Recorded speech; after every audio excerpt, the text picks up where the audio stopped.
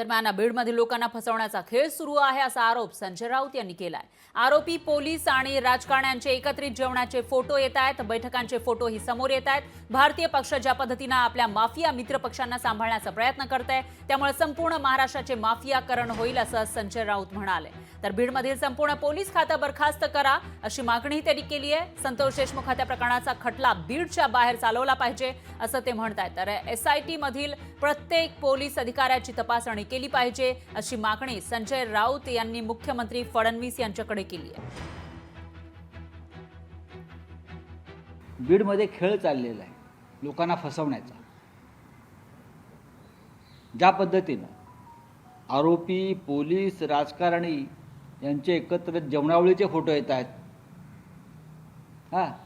बैठकांचे photo येतात, त्याच्यामुळे बीडमध्ये जो काय संतोष देशमुख प्रकरणाचा आणि तिकडले एकंदरीतच माफियागिरीचा जो तपासाचा जो फार्स चाललेला आहे, देवेंद्र फडणवीस यांना माझं आव्हान आहे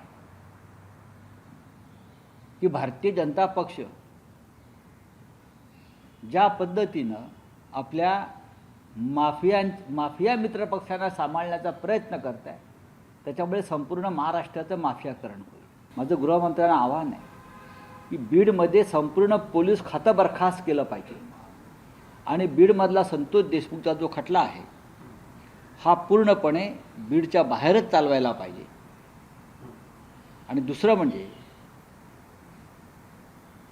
सर्व पोलीस अधिकारी SIT मधल्या प्रत्येक पोलीस अधिकाऱ्याची तपासणी केली पाहिजे की तो गुन्हेगारांशी संबंधित आहे का नाही। गेल्या काही वर्षामध्ये बीड आणि आसपासचं संपूर्ण पोलीस खातं आणि प्रशासन या लोकांनी पोखरून आपल्या ताब्यात घेतलं होतं आणि घेतलेलं।